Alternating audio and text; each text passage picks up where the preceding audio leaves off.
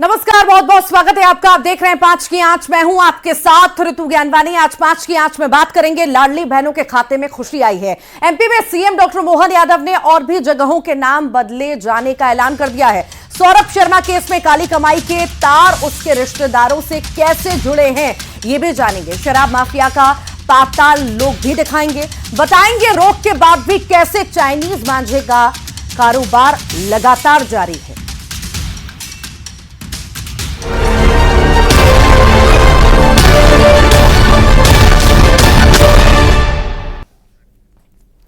और बिहार के पूर्णिया से सांसद पप्पू यादव ने बीपीएससी 70वीं परीक्षा रद्द करने की मांग को लेकर बिहार बंद बुलाया है। पटना, समस्तीपुर, गया, बाढ़ में इसका असर भी दिखाई दिया। पटना के अशोक राजपथ पर छात्र युवा शक्ति संगठन के सदस्यों ने सड़कों पर प्रदर्शन करते हुए आगजनी और तोड़फोड़ की है। तो वहीं पटना के डाक बंगला चौराहे पर जाम लगाने की भी कोशिश की गई है। बंद के दौरान पप्पू यादव के समर्थकों ने दुकानों को जबरन बंद करवाने की कोशिश भी की है। ये तस्वीरें आपके सामने।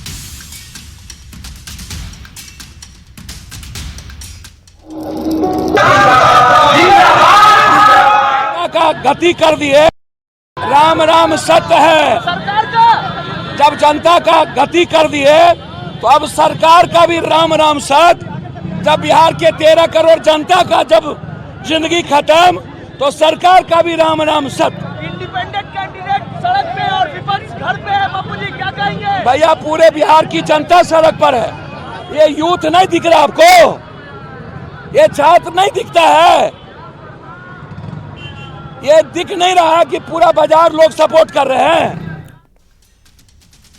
और बिहार बंद का मिला जुला असर देखने को मिल रहा है। पटना के अलावा बाढ़, हाजीपुर और गया में भी पप्पू यादव समर्थकों ने प्रदर्शन किया है। ये 6 तस्वीरें आपके टेलीविजन स्क्रीन पर। सड़क पर आगजनी हुई है। देखिए तस्वीर पटना की आप देख रहे हैं। और ट्रक में तोड़फोड़ की गई, ट्रेन रोकी गई। समस्तीपुर बिहार में ट्रेन रोकी गई, ये तस्वीर आप देख रहे हैं। नेशनल हाईवे पर चक्का जाम किया गया है।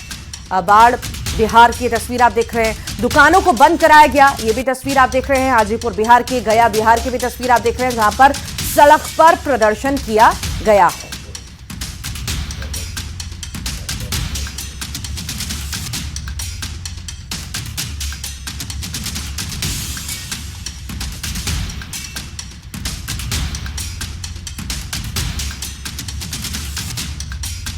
सीएम डॉक्टर मोहन यादव आज शाहजहांपुर के दौरे पर रहे, जहां उन्होंने रोड शो किया। इसके बाद सीएम डॉक्टर मोहन यादव ने एक भव्य कार्यक्रम में लाडली बहना योजना की 20वीं किस्त जारी कर दी है। उन्होंने कई योजनाओं का भूमि पूजन भी किया और इसी दौरान सीएम ने लाडली बहनों पर फूलों की वर्षा की, कन्या पूजन भी किया। सीएम ने लाडली बहनों को संबोधित करते हुए दिल्ली के अरविंद केजरीवाल, मुख्यमंत्री डॉक्टर मोहन यादव ने अरविंद केजरीवाल पर निशाना साधा है।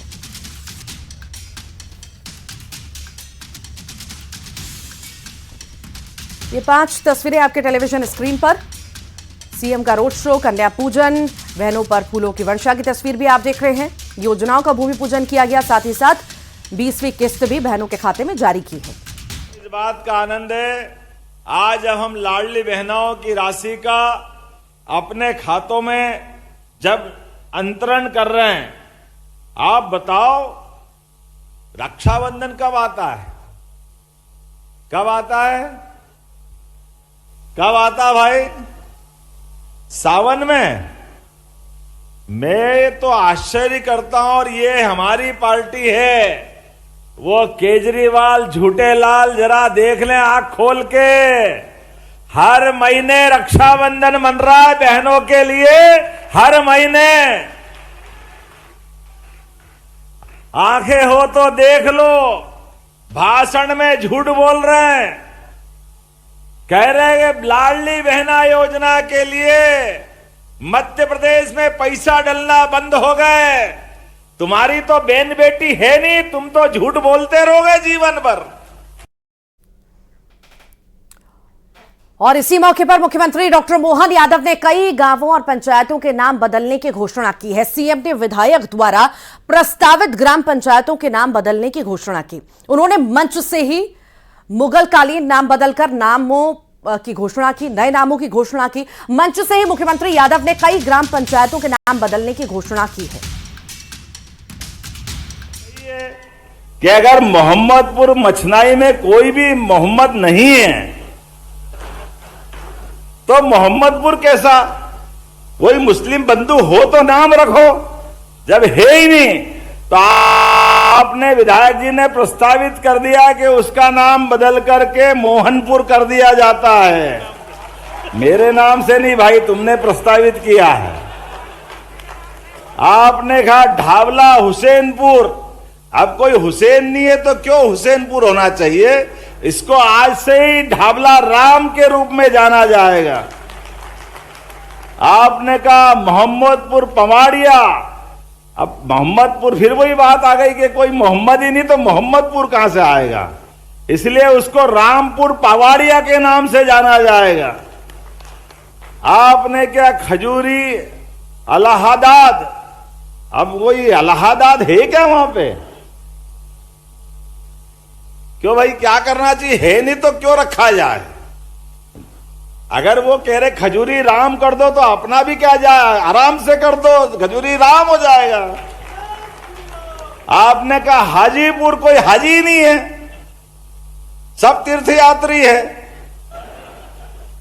तो फिर हाजी कहां से आ गया? तो हाजीपुर नहीं हो सकता है, इसका नाम हाजीपुर तो है ही नहीं, हीरापुर होना चाहिए। आपने प्रस्तावित किया, उसको हीरापुर किया जाएगा। और सौरभ शर्मा मामले में बड़ा खुलासा हुआ है। मंडोरी से सोने और कैश से लदी कार मामले में जांच एजेंसियों को अहम सबूत मिले हैं।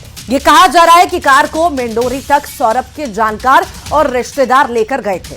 जिस प्लॉट पर कार खड़ी की गई थी वो सौरभ के करीबी की है।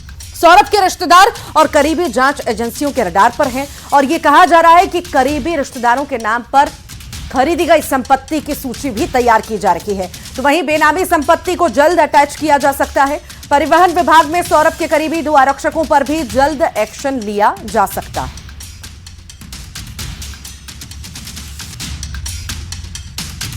तो वहीं सौरभ शर्मा मामले को लेकर प्रदेश कांग्रेस अध्यक्ष जीतू पटवारी ने कहा है कि सौरभ शर्मा की जान को खतरा है। उनकी माने तो इस मामले में अभी तक एक भी आरोपी से पूछताछ नहीं हुई है और सौरभ के करीबियों से भी पूछताछ बंद हो गई है। उन्होंने कहा है कि ऐसा लग रहा है कि मामले में जांच ही बंद हो गई है।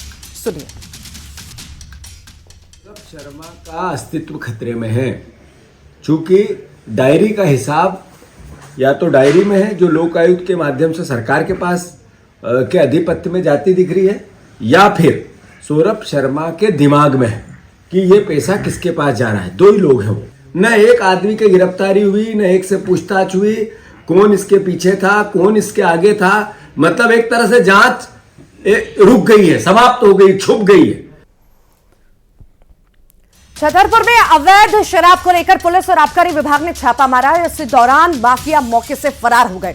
पुलिस ने भारी मात्रा में महुआ शराब और लहान को जब्त किया। बता दें, जमीन में गाड़ी गई शराब को भी नष्ट किया गया है। बिजावर थाना इलाके के कंजरपुर में अवैध शराब को लेकर लगातार शिकायतें मिल रही थी और इसके बाद पुलिस और आबकारी विभाग ने मिलकर यह कार्रवाई की है। शराब माफियाओं के अवैध ठिकानों पर छापामार कार्रवाई हुई है। तस्वीरें आप देख रहे हैं। पुलिस और आबकारी विभाग की संयुक्त टीम यहां पर पहुंची और छापामार कार्रवाई की।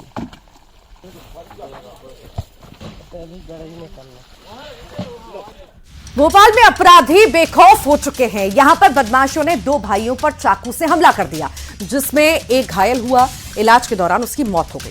बताया जा रहा है कि पड़ोसी ने साथियों के साथ मिलकर युवकों पर हमला किया था। विवाद की वजह बिजली का तार टूटना बताया जा रहा है। मकान बनाते समय दरअसल बिजली का तार टूट गया था और इसी विवाद में आरोपियों ने चाकू से हमला किया और मौत के घाट उतार दिया। शासकीय अस्पताल है, वहाँ से सूचना मिली कि वहाँ 2 घायल पहुंचे हैं और इनका किसी बिजली के तार को टूट जाने के विवाद के कारण झगड़ा विवाद हुआ और उसके बाद जो दूसरा व्यक्ति है भैया काला, उसने बताते हैं कि अपने साथी के साथ हमला किया। इसमें अभी जानकारी मिली है कि इरफान जो है शायद नहीं रहा, उसकी दुखद मृत्यु हुई और बाकी एक घायल है। पुलिस सक्रिय है और हम लोग यहाँ पेट्रोलिंग लगाई है और जो आरोपी गणों के नाम अभी सामने आए हैं उसमें हमारी वैधानिक कार्रवाई चल रही है। जबलपुर में पाबंदी के बावजूद चाइनीज मांझे का भंडारण हो रहा है। पतंग व्यापारी के यहां छापे के बाद प्रशासन ने बड़ी मात्रा में चाइनीज मांझे को जब्त किया। व्यापारी पर प्रशासन ने केस भी दर्ज किया है। प्रशासन ने मांझे की वजह से हो रहे हादसों को लेकर भंडारण और खरीद बिक्री पर भी पाबंदी लगाई। आज चाइनीज मांझा कम से कम 61 नग रील उसकी जब्त की गई है, जिसमें विक्रेता उसको बेच रहा था और आदेशों का उल्लंघन कर रहा था, जिससे आम जीव जंतु के शरीर पर इसके विपरीत प्रभाव पड़ते हैं, जीवन संकट में आ सकता है। अतः इसमें 61 नग जो मांझा है वो जब्त करके आरोपी के विरुद्ध अपराध पंजीबद्ध किया गया। एक इलेक्ट्रिसिटी बोर्ड का तो काफ़ी बड़ा ऑब्जेक्शन था कि उसमें शायद कुछ आयरन टाइप का कुछ मिलाते हैं, जिसकी वजह से वो उनकी लाइनों में दिक्कत जाती है। साथ साथ कोई दुर्घटनाएं होने की भी सूचना प्राप्त हुई थी। उसी को ध्यान में रखते हुए हमने चाइनीज मांझे के उपयोग पर प्रतिबंध लगाया है। और उज्जैन में महाकाल की नगरी में बुलडोजर एक्शन देखने को मिला है। महाकाल मंदिर के पास से अवैध अतिक्रमण हटाए गए हैं।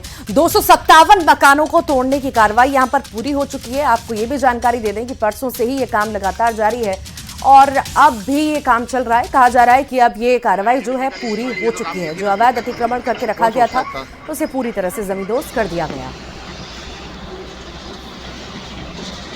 महाकालेश्वर मंदिर के पास महाकाल लोक से लगी तकिया मस्जिद के पास की इस कॉलोनी को जो 257 मकान थे उनको हटाने की कार्रवाई की गई है।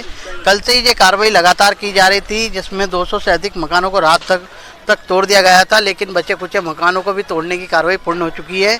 अब जो मलबा दिख रहा है, इन मलबों को हटाने की कार्रवाई की जा रही है। यहाँ पर जो है महाकाल मंदिर प्रोजेक्ट के तहत जो कार्य होना है उन कार्य को लेकर यहाँ पर पार्किंग है, रोपवे है और इसके अलावा जो अन्य प्रोजेक्ट के तहत जो कार्य होना है उसको लेकर यहाँ पर अब रणनीति तैयार की जाएगी कि यहाँ पर कैसे उस जो प्रोजेक्ट है उसको जो अंजाम दिया जाए और कैसे उसके आगे की कार्रवाई की जाएगी, क्योंकि जिस तरीके से आने वाला 2028 में सीएस थे और सीएस के मद्देनजर इस पूरे कार्य को किया जा रहा है। बैतूल जिला जेल में विचाराधीन कैदी की आत्महत्या मामले में खुलासा हुआ है कि पॉक्सो एक्ट के आरोपी ने धोती के कपड़े से फंदा बनाया और बैरक नंबर 2 के बाथरूम में फांसी लगा ली। कैदी का नाम संदीप बताया जा रहा है, जो महाराष्ट्र का रहने वाला था। संदीप पर 2023 में मामला दर्ज हुआ था और 1.5 साल बाद उसकी गिरफ्तारी के बाद 18 दिसंबर 2024 से जेल में बंद था।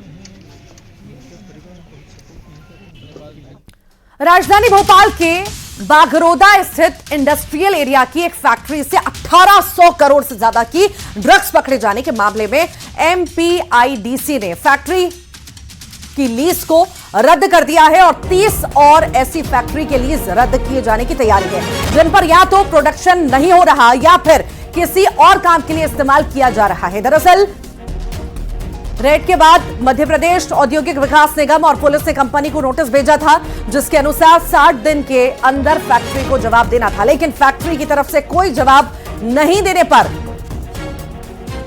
लीज को रद्द कर दिया गया। भोपाल के बागरोदा स्थित इंडस्ट्रियल एरिया में कल 423 फैक्ट्रियां यहां पर बताई जा रही हैं, इन पर भी अब नजर है।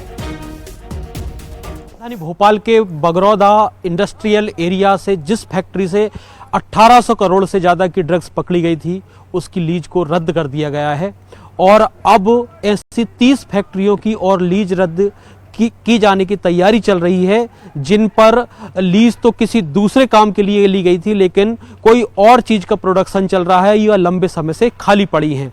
लगातार कार्रवाई अब शुरू हो गई है, जिसमें से पहली कार्रवाई यही है और इसके बाद देखा जाएगा और कितनी फैक्ट्रियां हैं जिन पर कार्रवाई की जाएगी। गौरतलब है कि 6 अक्टूबर को एक फैक्ट्री से 1800 करोड़ से ज़्यादा की ड्रग्स को बरामद किया था पुलिस ने और उस मामले में 3 आरोपियों को गिरफ्तार किया था, जो अभी भी कस्टडी में है और जिनसे पूछताछ लगातार जारी है।